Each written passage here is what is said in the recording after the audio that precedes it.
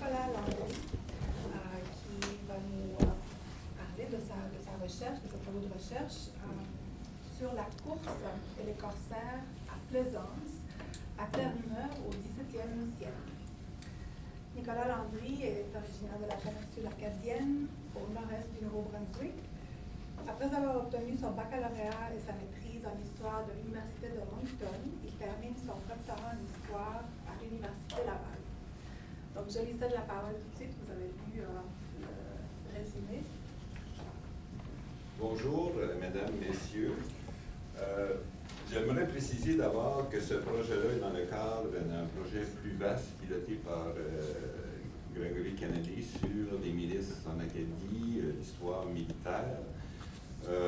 Moi, disons que milice, disons que le terme est un petit peu tiré au maximum dans le sens que les milices dont je vous parle, moi, c'est des milices plus à caractère maritime et qui sont, les corsaires sont rémunérés pour participer aux activités militaires, contrairement à la milice, par exemple, dont Grégory vous parlerait en Acadie, qui est un peu comme celle dans la vallée laurentienne, c'est plutôt des conscrits qui sont plutôt obligés de participer. Donc aujourd'hui, je vais plutôt rester dans le contexte général de la course. Qu'est-ce que ça fait, à quoi ça sert, qui l'a fait, parce qu'il y a des activités dans ce projet-là qui s'en viennent cette année puis l'an prochain, où là, on va aller un petit peu plus en profondeur dans certains éléments. Moi, c'est sûr que j'ai essayé de renouveler cette question-là par rapport en utilisant des données, des chiffres, pour essayer de chiffrer cette activité-là. Bon, là, je tourne, voilà. Donc, une chronologie au point de vue légal pour montrer que la course, il y a une différence entre course et pirate.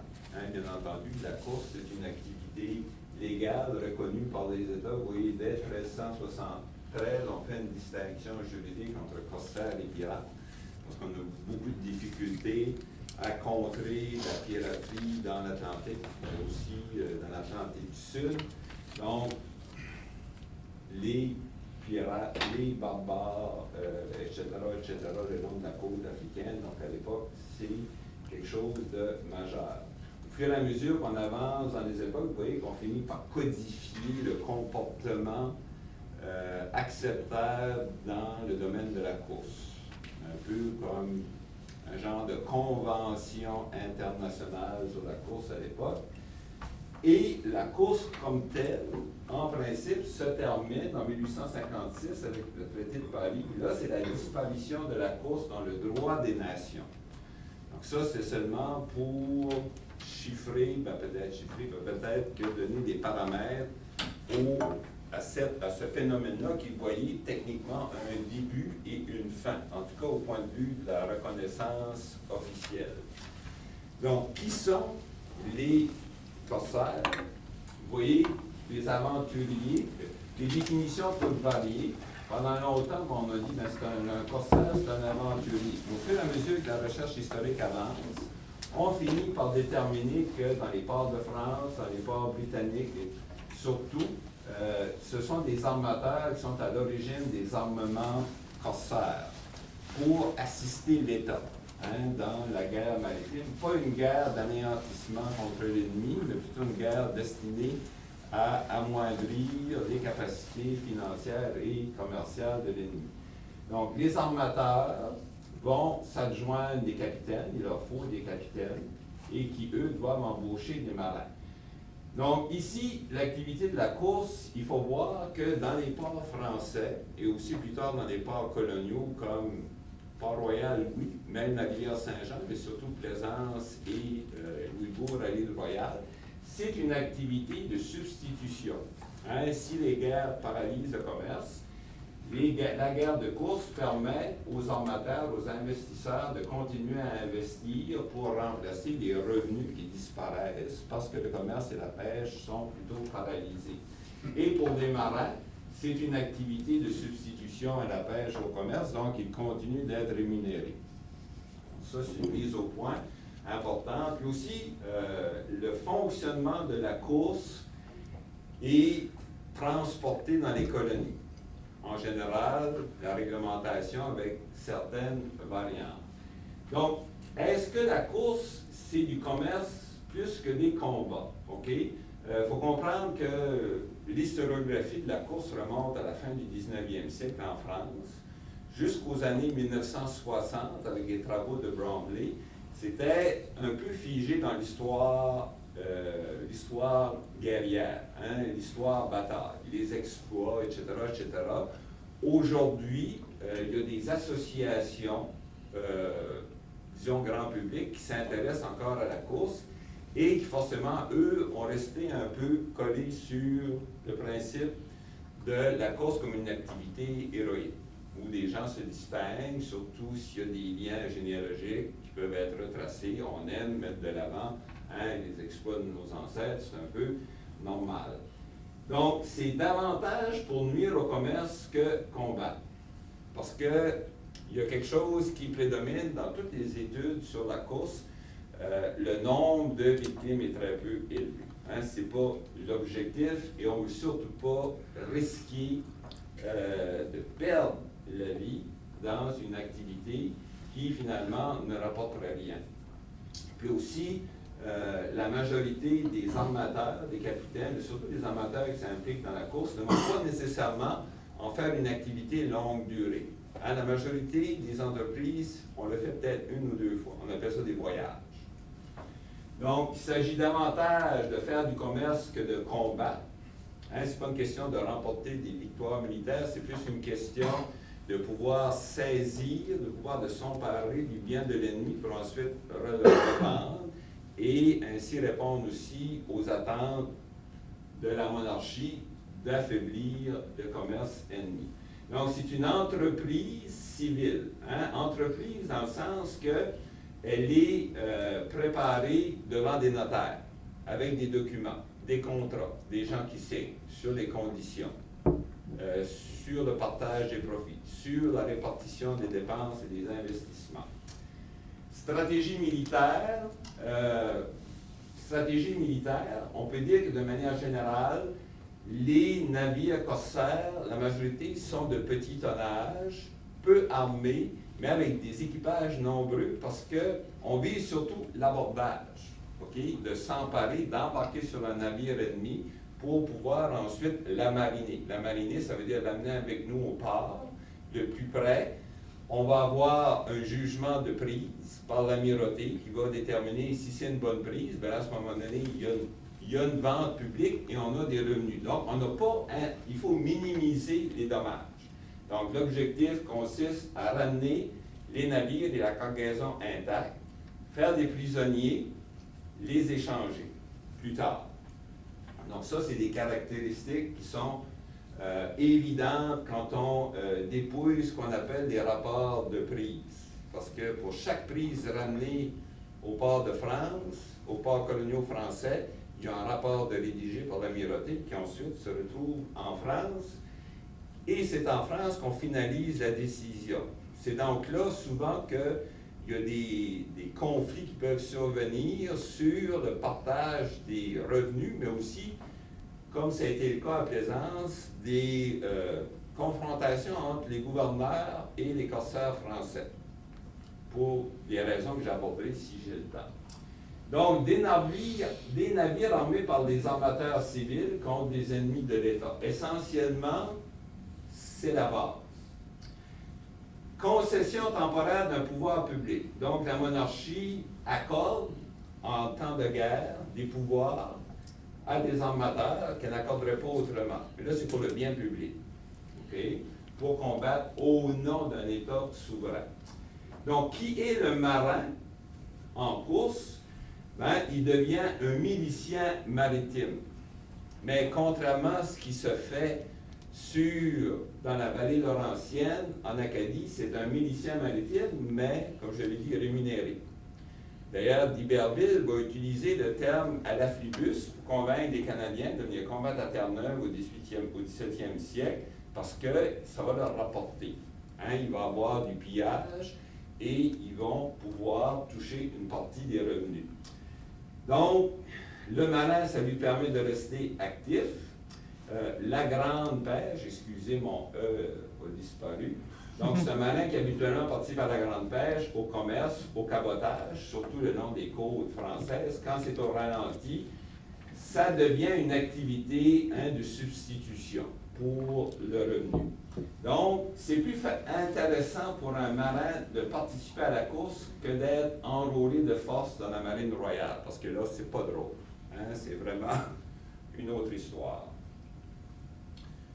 Donc, ici, on parle de macroéconomique, c'est que de plus en plus, les historiens français s'intéressent, essaient de voir comment, de manière globale, il y a des orientations de certains ports vers les activités de course. Est-ce qu'il y a des ports qui ont investi davantage que d'autres et qui ont connu davantage de succès? Donc, il y a pas mal le renouvellement de l'historiographie de la course aujourd'hui en France s'est fait pas mal autour de ça, des évaluations quantitatives, pour arriver à cibler ceux qui ont eu plus de succès, ceux qui ont eu des parcours finalement, parce que pour connaître du succès dans la course, il faut être chanceux.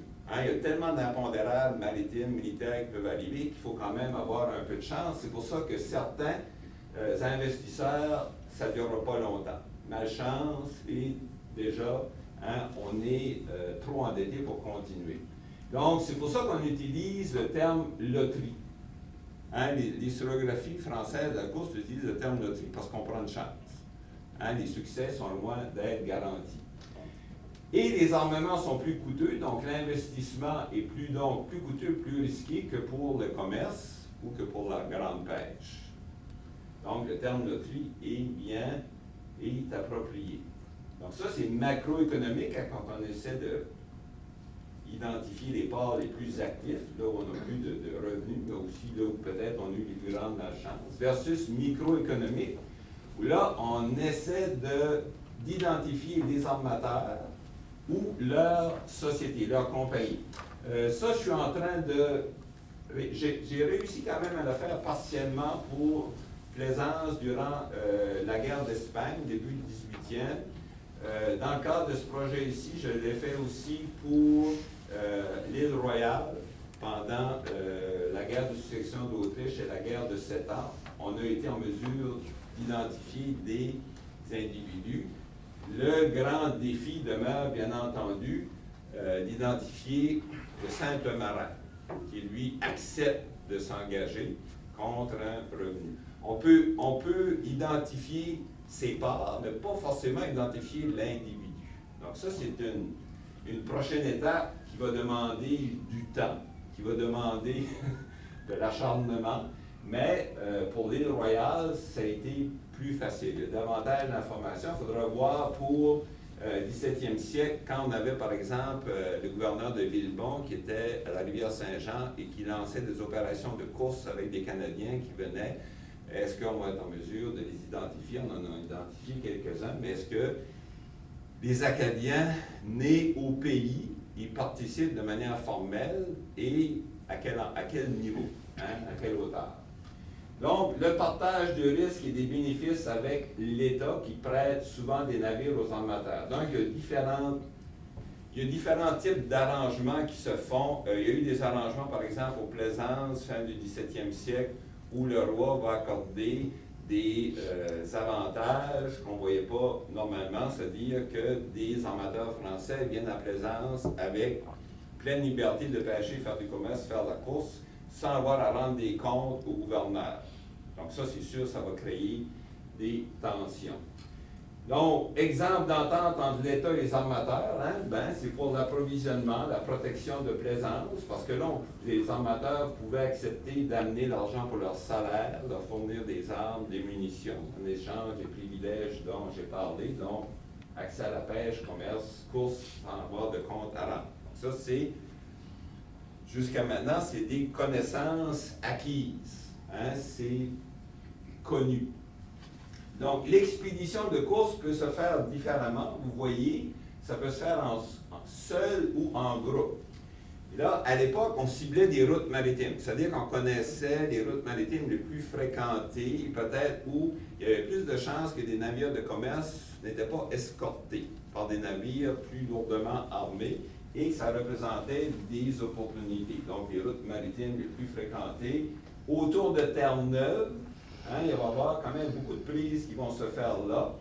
Et bien sûr, la traite de l'Atlantique Sud, tout de suite, il faut être modeste et préciser que l'ampleur de la course est beaucoup plus grande pour l'Atlantique Sud que l'Atlantique Nord, et c'est la même chose pour la valeur des cargaisons qui sont saisies.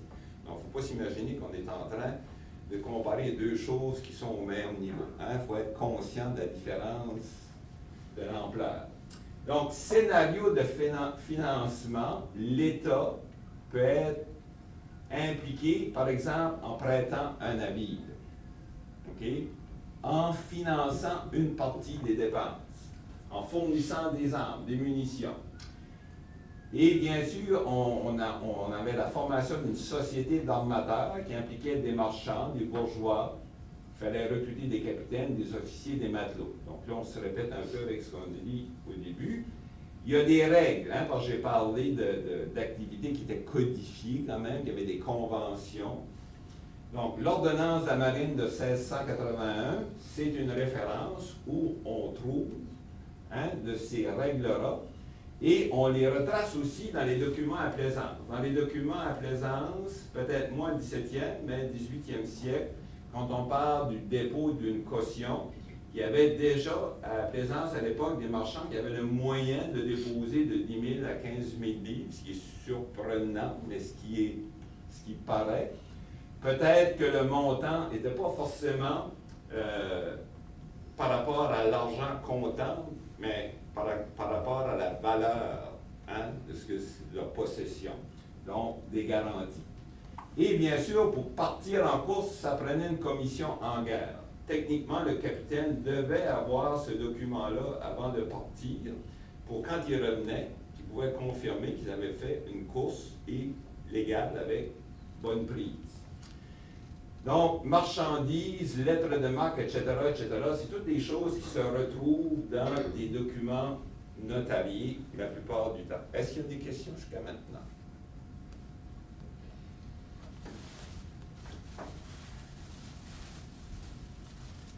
Donc, comment se déroule, à partir du moment qu'on part, on laisse le port, que ce soit en colonie ou en métropole, vous avez, on fréquente les routes maritimes et là, on fait un repérage. Voyez-vous? Et là, on fait une poursuite et c'est ici qu'entre en ligne de compte, je dirais, les compétences et l'instinct des capitaines, parce qu'il faut faire ce qu'on appelle une évaluation des risques. Autrement dit, il faut s'approcher suffisamment pour évaluer à quel navire on a affaire. Est-ce qu'il est lourdement armé ou c'est simplement un petit navire marchand qui est plutôt vulnérable? Donc ça, c'est une étape clé. Et bien entendu, il y a des facteurs météorologiques qui entrent en ligne de compte. Toujours, la brume, on peut perdre potentiellement une prise intéressante à cause que la brume peut se lever. Mais la brume peut être avantageuse si on affronte tout d'un coup un navire lourdement armé, parce que là, ça nous permet de se sauver. Donc, ça joue des deux côtés. Si on est sûr de notre coup et on se rapproche, là, on fait un avertissement à portée de voix. On crie. S'il n'y a pas de réponse, on peut aller à l'autre étape, c'est-à-dire une salve d'avertissement, au mousquet ou au canon. Et là, si l'ennemi ne veut pas ralentir, on vise les mâts pour essayer d'endommager la voilure pour le ralentir. Donc, il y a comme un protocole à respecter. Il y a une série de choses, de démarches à faire. Bien entendu, il faut se préparer à la riposte et à de rares pertes de vie. Les pertes de vie sont très, très rares, rarissimes. Ça veut dire que si vous n'avez pas beaucoup de pertes de vie, que les capitaines, dans la plupart du temps, font preuve d'un bon jugement.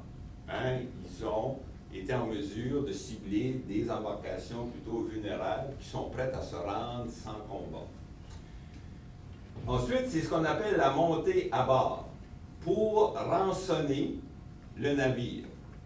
Parce que c'est pas sûr qu'on va pouvoir l'amener à bon port. Parfois, il faut le laisser aller, mais ça nous prend un document qui confirme qu'on va revenir et qu'on va faire un versement au corsaire. On peut le faire sur le champ ou on peut prendre un engagement pour le faire. Et là, ça prend des garanties. C'est pour ça qu'on va désigner des gens comme otages. Et les otages sont importants, et les prisonniers aussi, parce qu'une fois arrivés au port, ces gens-là vont témoigner. L'amirauté va interviewer les corsaires sur le déroulement de l'opération, mais va aussi interviewer ces gens-là pour confirmer qu'il y ait concordance de la description des événements. Donc, amariner la prise, ça veut dire l'attacher ou l'avoir à portée de vue. Et sur la prise, on a nos propres marins qui vont monter pour contrôler le navire. C'est pour ça que ça nous prend beaucoup d'hommes. Parce qu'il faut qu'on ait des marins qui montent sur la prise pour la ramener à bon port. Au 18e siècle, fin 17e, début 18e siècle, il y a eu des exemples où il y a eu des équipages qui se sont révoltés, qui se sont rebellés, et on a perdu les prises à cause de ça. Donc, c'est quand même important. La plupart du temps, dépendamment où on se trouve, on peut décider d'aller en France ou en colonie. Donc, c'est une question qui dépend de notre positionnement géographique. Donc, lui, c'est Louis-Alexandre de Bourbon, comte de Toulouse, qui est amiral de France, 1712, et c'était le Conseil des prises, c'était comme le jugement suprême. C'est là que ça s'arrêtait. C'est là que c'était la dernière instance décisionnelle si vous vouliez contester des décisions. Parfois, c'est là où on pouvait décider qu'il y avait des prises qui avaient été mal jugées, que les décisions n'étaient pas les bonnes et qu'on pouvait les modifier. Donc, une fois la prise à bon port, c'est l'inspection de la cargaison et du navire. Et là, ça nous prend des gardiens, parce qu'il y a une mise sous scellé, pour pas qu'il y ait rien qui soit volé. Sous séquestre, c'est-à-dire des pièces qu'il faut qu'ils soient barrées, des documents, de l'argent comptant surtout. Okay? Et là, le jugement consiste à décider si c'est de bonne prise ou non, c'est-à-dire est-ce que le corsaire preneur a respecté les normes dans le processus. Et là, on peut ensuite vendre une première vente immédiate, tout ce qui est périssable, surtout de la morue. Parce que nous autres, l'Atlantique Nord, c'est la denrée la plus importante. C'est sûr que le rhum, ben là, c'est plus au sud, quoique ça se rend ici aussi. Donc, la vente du périssable à court terme, et ça se fait aux enchères aux plus offrants. On a des chiffres pour les ventes aux enchères pour Plaisance. La moyenne que j'ai réussi à déterminer pour, je ne sais pas si c'était une dizaine de navires, leur cargaison, c'est à peu près entre 4500 et 5000 livres, qui n'est pas énorme. Au 18e siècle, à Plaisance, mais aussi à l'île Royale, là, ça augmente un peu et on a plus de données aussi à travailler avec. Donc, le Conseil des prises, c'est lui qui confirme les jugements en France, des prises des colonies et des autres ports français. Et là, comme je l'ai dit, il y a des contestations, il y a des décisions, il y a des conflits qui surviennent. Donc, ça, c'est une gravure seulement pour vous montrer que souvent, les cartes, les gravures illustrent la perception de phénomènes d'époque. Et celle-ci, c'est une gravure, quand on évoque les corsaires, ben, souvent, c'est un peu à ça qu'on pense, les ports, les navires. On peut être en train, par exemple, d'essayer d'embaucher, de convaincre des matelots, embarquer de la marchandise, etc., etc. Donc, il n'y a pas vraiment de différence dans l'armement et le processus d'équipement, d'approvisionnement dans la course, plutôt que dans le commerce ou la pêche, sauf que, bien entendu, ça prend davantage d'armement, beaucoup d'armes légères. Donc, le tonnage varie. Okay? Il y a les types d'embarquement utilisés pour la course, qui vont de faible à fort tonnage, par exemple, canot, barque, chaloupe, pinasse, brigantin, flûte, le tonnage va en augmentant. les petites frégates, qui souvent peuvent être des frégates royales fournies par le roi aux armateurs qui acceptaient de venir à Plaisance ou à Louisbourg à l'époque. Le Senot, ça c'est le plus gros type de navire associé à la course, 300 tonneaux et plus, mais c'est très rare au Canada Atlantique. Ça l'est un peu plus fréquent à l'époque de la guerre de 7 ans. À l'île Royale, quand il y a certains corsaires français qui réussissent à capturer quelques sénots britanniques, mais c'est très rare. La corvette apparaît plus au 18e siècle, équipée de 10 à 20 canons, ce qui est quand même beaucoup pour un corsaire.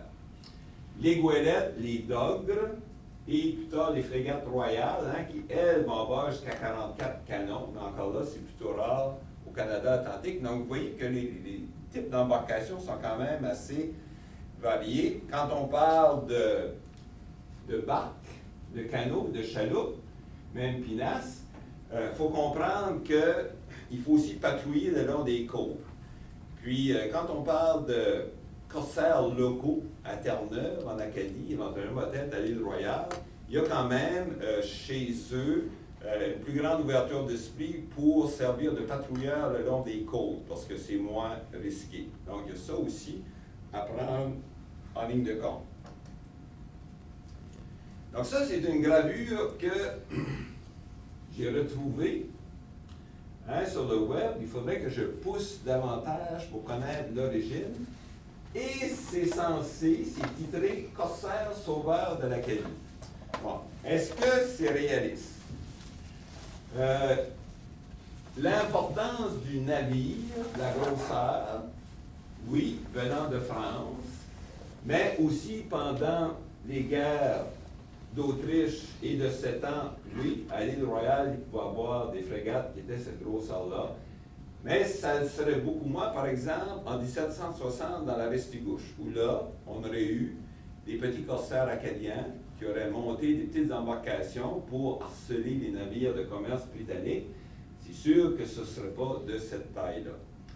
Mais comme beaucoup de choses dans l'histoire de la Nouvelle-France, souvent, c'est des gravures qui sont faites en Europe, qui sont basées sur des oui-dire, sur des descriptions, etc., etc. Donc, il faut voir ça plus comme représentatif, moyennement représentatif, pas nécessairement fiable. Donc, on est armé plutôt légèrement. Ça prend beaucoup d'armes légères à bord des navires corsaires, surtout parce qu'il faut obligatoirement penser à un abordage. Donc, des fusils, des mousquets, des pistolets, des mousquetons, des pierriers, c'est des petits canons qui étaient montés de manière fixe. Des espagnols, haches, piques, demi-piques, poignards, gaffes et grappins pour agrapper la prise et la ramener, pour pouvoir faire l'abordage plus facilement. Donc, c'est quand même beaucoup d'investissement dans cette catégorie d'équipement-là. Là, vous avez des noms. Dans l'historiographie française, c'est des noms de corsaires et d'armateurs très connus. Ici, bien entendu, ça c'est Basse. Araneder, Jean Pérez, Cibourg, Saint-Jean-de-Luz. À cette époque-là, il a œuvré. Il avait 18 navires. Il était anobli en 1694. Donc ça, c'est vraiment le symbole de réussite d'un corsaire en métropole. OK? Lui, il a été à la fois chanceux et audacieux. Johannes de Cheverry d'Andé, c'est également un Basque. On voit le nom souvent. Plus près de nous, qui va investir dans la course l'armement pour Plaisance, c'est Jean Lévesque, sieur de Beaubriand, l'évêque de Granville. Ça, c'est une famille. Lui et ses frères vont être vraiment impliqués dans la course, à la fois en métropole, mais aussi en colonie. Et cette famille-là va être en conflit avec le gouverneur Brouillant à Terre-Neuve pendant les expéditions militaires de la fin du 17e siècle, à cause justement que soit Brouillant refusait de reconnaître leur mandat que le roi leur avait confié avec les privilèges qu'ils n'avaient, ou n'étaient pas au courant. Donc, il y a eu beaucoup de tensions. Donc ça, c'est une autre gravure qui était plus fiable que mon sauveur de l'Acadie tantôt. C'est l'attaque contre Ferryland. 1690, pendant la guerre d'Augsbourg. Et là, vous avez les petites habitations anglaises. On aurait pu aussi identifier, par exemple, les espaces de pêche, hein, le long des graves. Ce qu'il y a de particulier ici, il faut être très prudent dans une attaque comme ça parce que c'est rendu ici, bien là, vous entrez dans un cul-de-sac. Et à l'époque, comme c'était le cas à Plaisance, on pouvait avoir des batteries qui étaient disposées un peu autour de la baie. Et là, si on entrait dedans, bien, on pouvait être vraiment en mauvaise situation. Mais les Français ont quand même réussi à s'emparer, avec l'aide d'Iberville, les troupes de Terre-Neuve, les troupes de la marine à Plaisance, les Canadiens, les armateurs français, des Micmacs venus du Cap-Breton, faire plusieurs conquêtes le long de la côte anglaise de Terre-Neuve et on a saisi des milliers de morues. Donc, il y a eu des succès importants. C'est où, Ferdinand, excusez-moi d'interrompre? C'est sur la côte anglaise de Terre-Neuve. Si j'avais une carte de Terre-Neuve, Plaisance et à l'extrême sud, la ville de Plaisance, on remonte le long de la côte anglaise et éventuellement on va arriver à Ferryland. Là, je le dis de mémoire. Okay, merci. Mais il y avait Conception, il y avait St. John's, hein, il y avait quand même Carbonear, il y avait quand même beaucoup d'établissements. Donc, il y a ici des événements dans l'histoire acadienne connus, très connus, hein, pendant la première moitié du 17e siècle, que vous connaissez tous, les attaques d'Argall, les frères Kirk, Sedgwick. Sauf que toutes ces attaques-là sont possibles parce que ces gens-là ont le statut de corsaire, ont la permission écrite du roi d'Angleterre, des colonies anglaises, d'attaquer, de s'emparer des établissements et de les piller. Parce que la course, c'est pas seulement une question maritime, c'est une question aussi terrestre. Hein? Ça, il ne faut pas le négliger. Donc ici, entre 1665 et 1667, l'Angleterre est en guerre contre la France et les Provinces unies. Il y a de grosses pertes pour les navires de Terre-Neuve et bien entendu, comme je l'avais expliqué au début, il y a plutôt un effet de ralentissement de la pêche. Hein, donc ça, c'est important de le noter. Là, ben, la course devient une activité de substitution. Également, un autre événement, le Hollandais, Asnouz, en 1674, lui aussi a une commission en course lorsqu'il s'empare de Pantagouet, Machias et la rivière Saint-Jean. Vous allez me dire, ben, c'est pas défendu très sérieusement, on le sait, mais techniquement, c'est une conquête corsaire. Donc, après 1678, en Europe et dans l'Atlantique, débute un âge d'or de la course, selon Salvatore et Chiporo. Ça, c'est des références que Armand Robuchon m'a fournies parce qu'il y a des publications, catégorie grand livre, sur l'histoire de la course, mais qui ont quand même des participations historiographiques françaises importantes, connues. Donc, après 1678, il y a vraiment comme un âge d'or, comme on démarre, mais il y a aussi le fait que la France va réaliser qu'elle ne peut pas être sur tous les fronts. Elle ne peut pas, même avec une marine qui est en croissance à partir du milieu du 17e siècle, elle n'est pas en mesure de défendre ses côtes, de défendre ses colonies et d'être en mer. Donc, elle va accentuer les sollicitations auprès des armateurs pour aller en course. Donc, ici, c'est un autre basque qui, lui, meurt au large de Terre-Neuve en 1694, en principe avec l'épée à la main, et c'était un corsaire. Donc, c'est une autre gravure représentant ces activités-là pour montrer que même s'il y a très peu de morts, s'il y a peu de pertes humaines comparées aux affrontements de navires de la Royal Navy et de la Royal, quand même, on peut y passer. Donc ça, ce sont les grands affrontements coloniaux au Canada atlantique où la course était fortement active. Donc, vous avez la guerre de la ligne d'Augsbourg, succession d'Espagne, d'Autriche, de 7 ans. Bon, j'ai placé un astérix à Saint-Pierre-et-Miquelon parce que là, je reviens à mon propos du défi à relever pour identifier les participants acadiens de manière formelle, de pouvoir les nommer.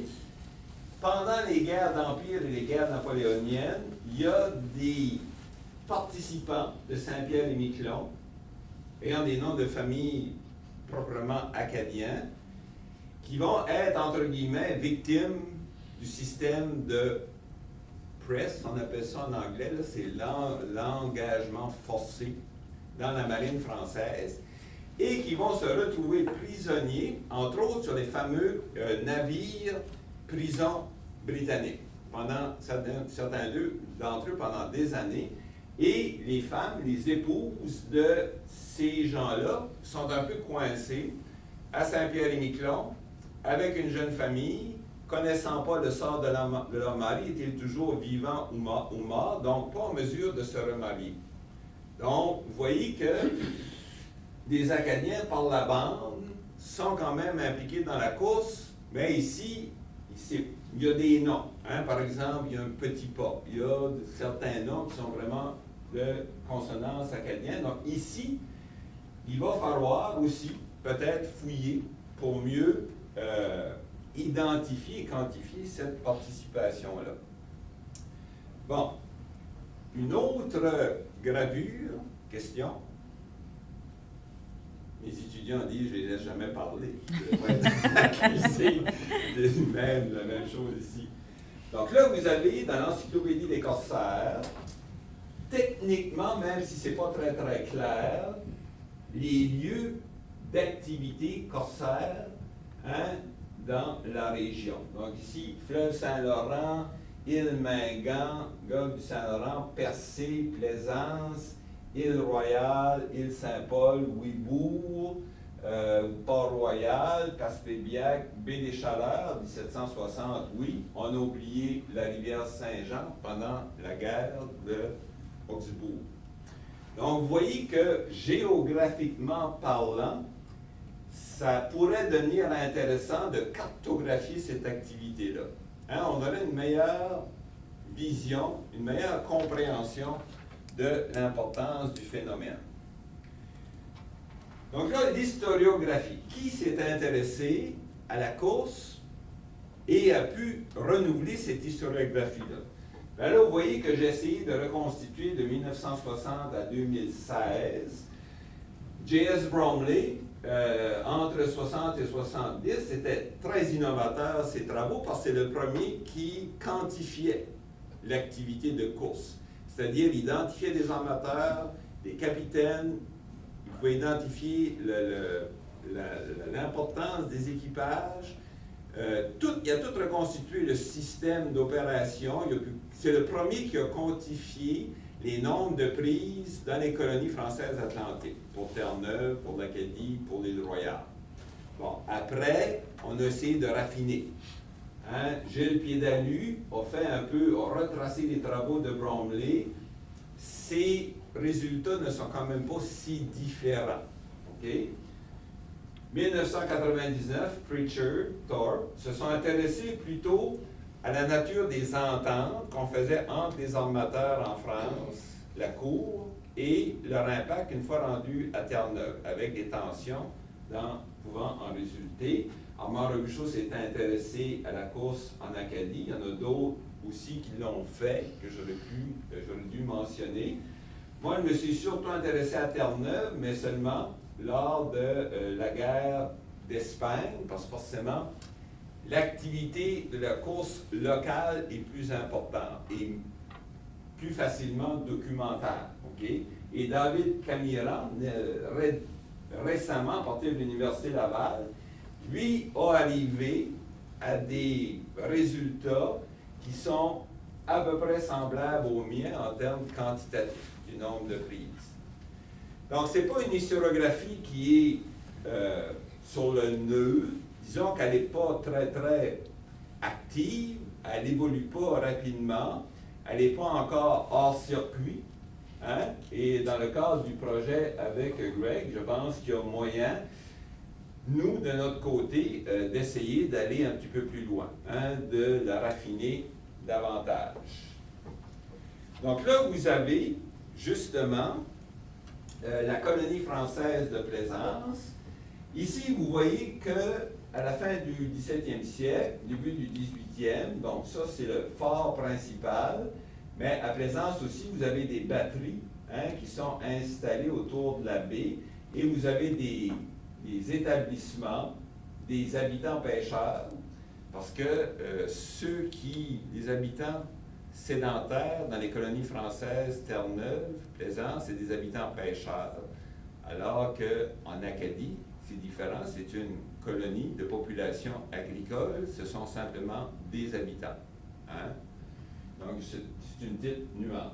Donc, ici, c'est le lieu de refuge de plusieurs corsaires français, 17e siècle, mais début 18e siècle, la partie corsaires locaux est quand même beaucoup plus importante. Hein? Elle est quantifiable, on voit qu'il y a des investisseurs locaux, les Dacaret, les Delors, les Rodrigue, qui vont éventuellement se retrouver à l'île Royale et continuer cette activité-là. Donc là, je reviens un peu à mes paramètres d'équipement en opération pour la course. Ça, c'est plutôt Camiran qui a fait une liste qui ressemble à celle que j'ai présentée tantôt. Hein, barque, chaloupe, sloop, ça, on ne l'a pas vu tantôt, charroi, brigantin, goélette, corvette, moyenne globale de moins que 100 tonneaux par embarcation, ce qui n'est pas surprenant. Moyenne de 3 à 4 canons avec pierrier.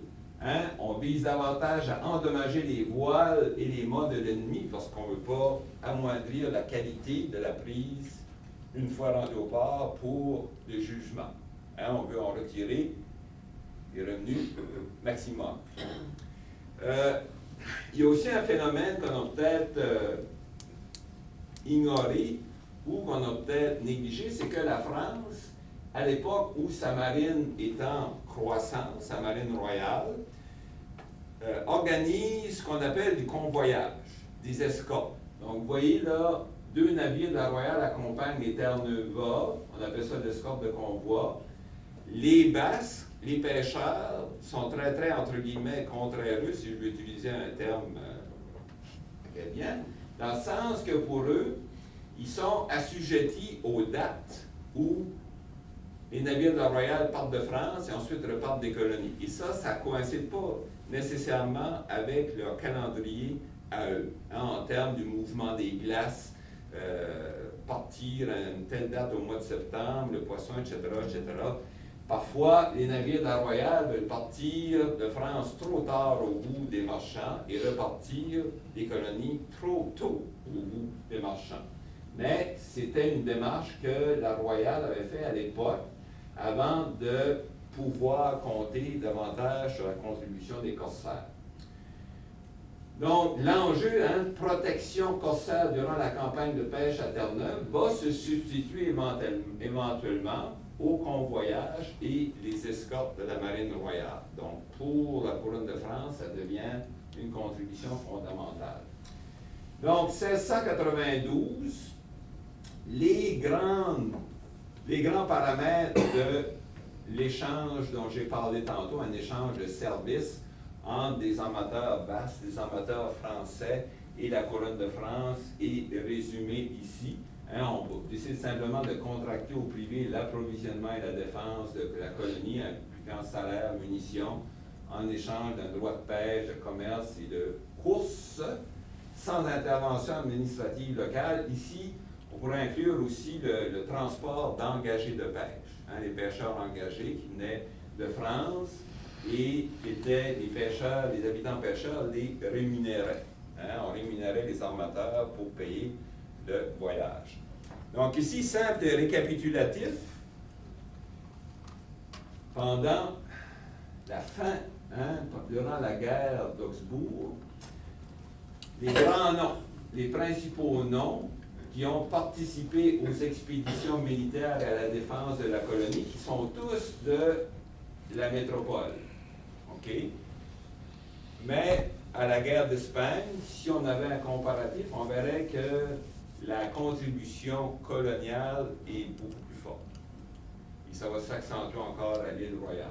Donc, vous voyez Joachim des Cazaux du Hallé, Ardouin et Danguy, l'expédition de l'épine d'Anican, à bordel de Saint-Malo, Ordouin, Boulanger, l'évêque de Beaubriand. Ça, c'est tous des gens qui se sont pris avec les gouverneurs de Plaisance parce que les gouverneurs de Plaisance voulaient affirmer leurs prérogatives. Techniquement, ils étaient responsables du jugement des prises. Donc, techniquement, ces gens-là auraient dû se soumettre, auraient dû être assujettis à ces règles-là et essayer de leur expliquer qu'ils ne l'étaient pas parce qu'ils avaient eu une entente spéciale avec la couronne. Bilan récapitulatif, Québec, bon, ça c'est pendant toute la période à l'étude. Hein, Québec, le nombre de prises jugées à Québec, 34, désarmement 31. Vous voyez Plaisance, 169, 66 armements, Louisbourg.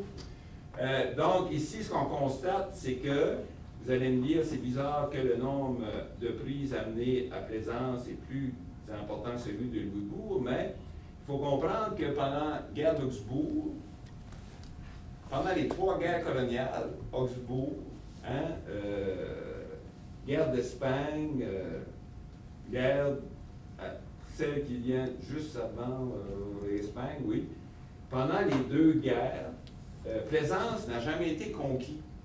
Donc, l'activité de course dure beaucoup plus longtemps qu'à Louisbourg, qui dans les 2 cas, hein, les 2 guerres, tombe plus rapidement.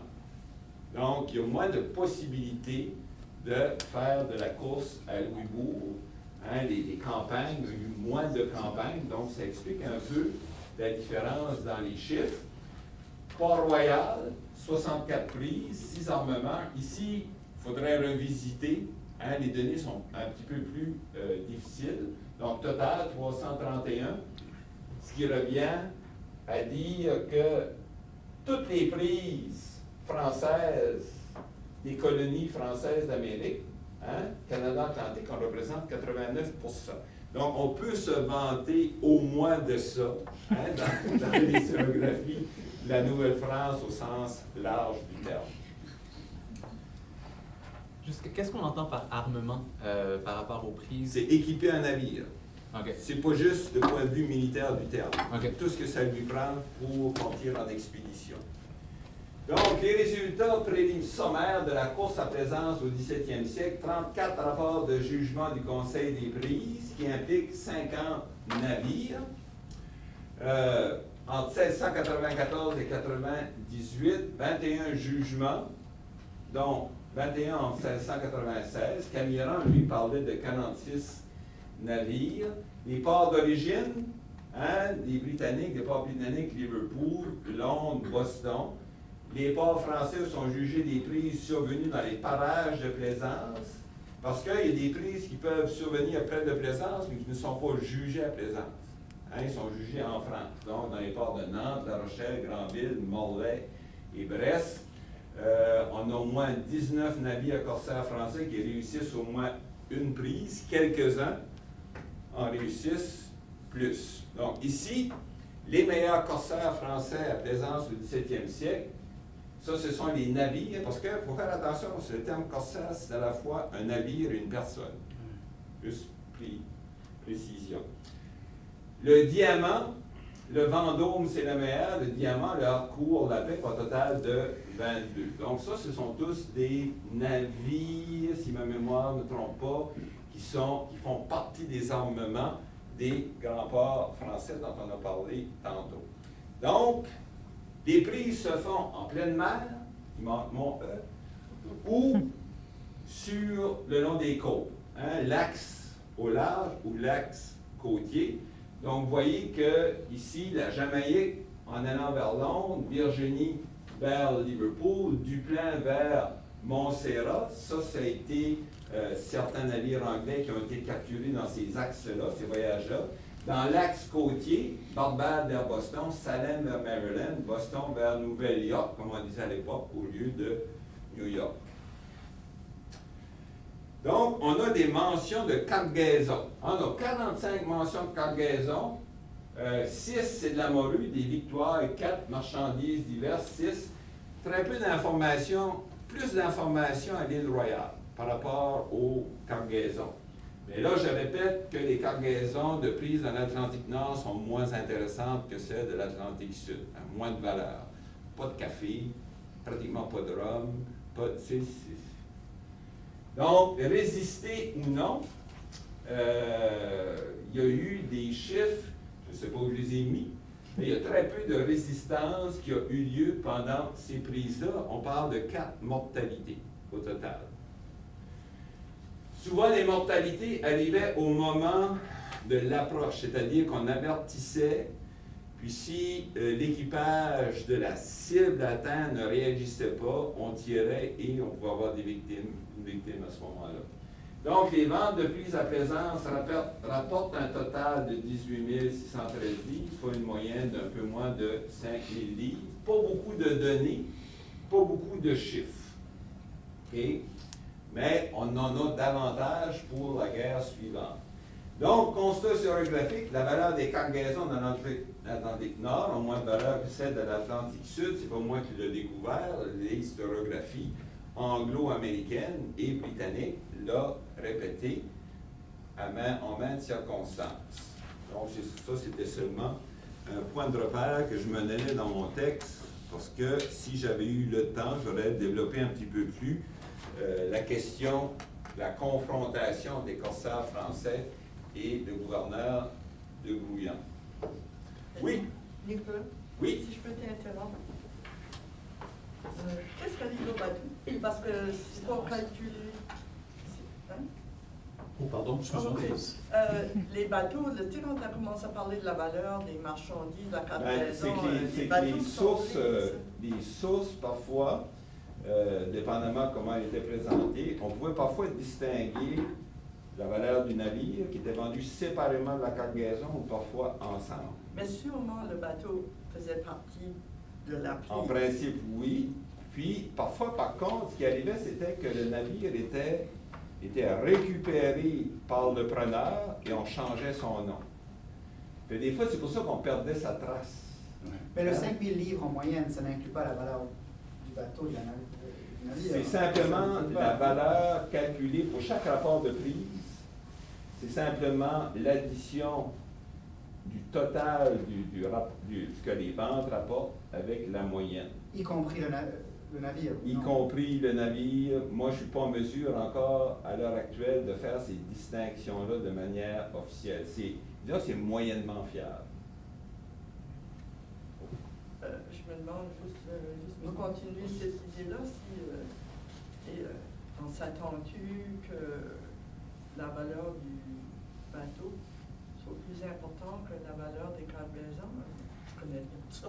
En principe, oui, mais ça dépend du type d'embarcation dont on parle. Parce qu'à l'époque de Villebon, la rivière Saint-Jean, souvent, on faisait simplement de s'emparer de barques anglaises qui étaient très peu de valeur. Est-ce qu'on s'attaquait au commerce des esclaves? Est-ce qu'il y a par exemple, dans le Sud, est-ce que tu as vu dans tes lectures, ça m'a...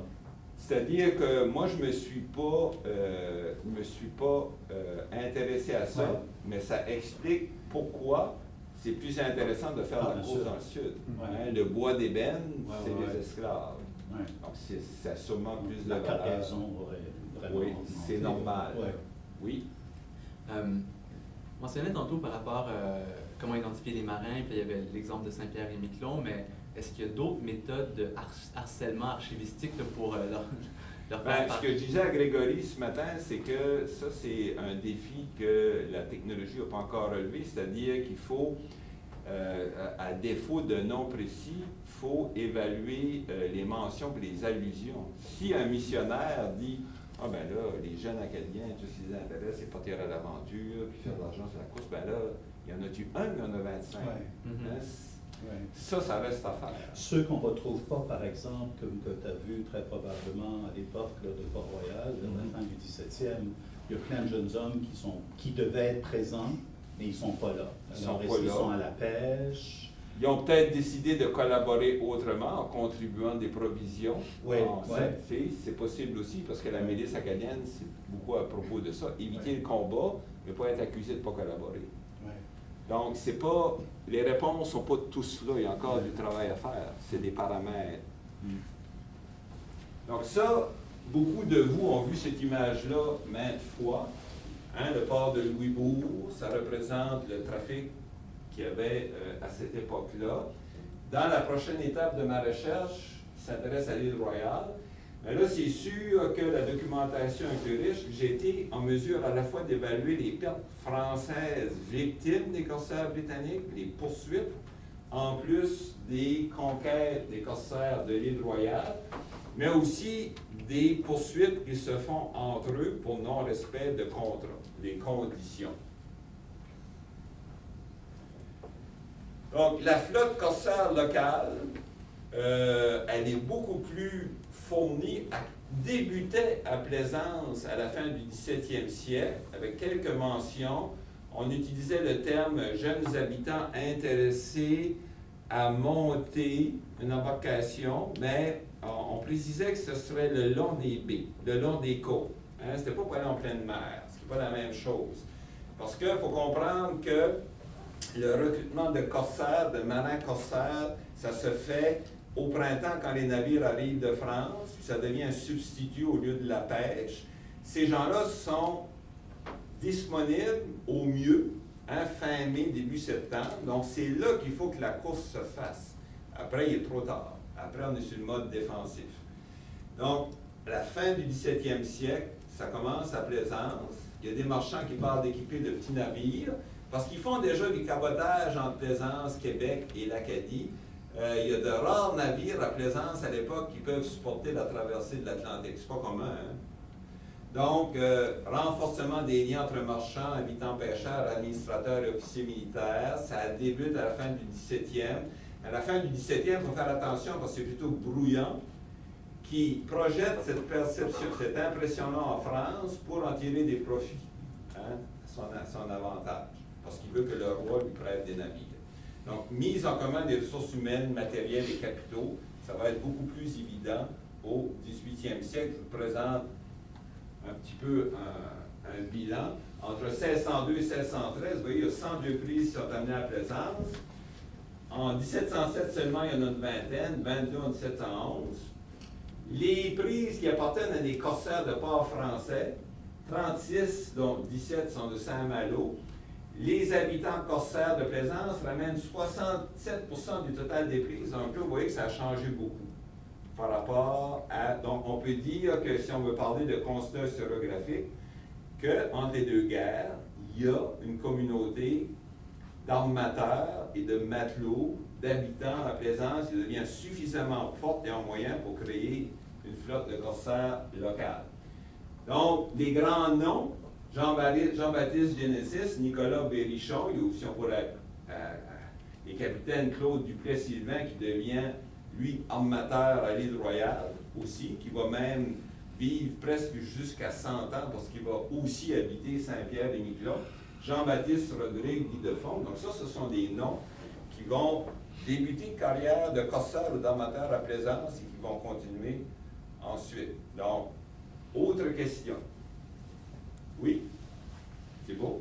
C'est-à-dire que c'est moi qui dois faire le travail très désagréable pour dire que... C'est parfait, j'ai terminé. Donc oui, on va ouvrir la période de questions. Nicolas? Oui. Sur la question de savoir à quel point c'est payant, il doit y avoir des campagnes où ils rentrent sans prise, même comme ils traversent l'océan de France. C'est-à-dire ils prennent aucune prise, puis ils rentrent chez eux. C'est-à-dire qu'avant de partir de France, chaque homme sur le navire connaît déjà son revenu minimum. C'est-à-dire qu'il y a certains qui vont avoir au moins ça. Même sans aucune prise, Même sortir sans de l'argent des... Parce que sans ça, on ne pourrait pas, ça serait très difficile d'en recruter.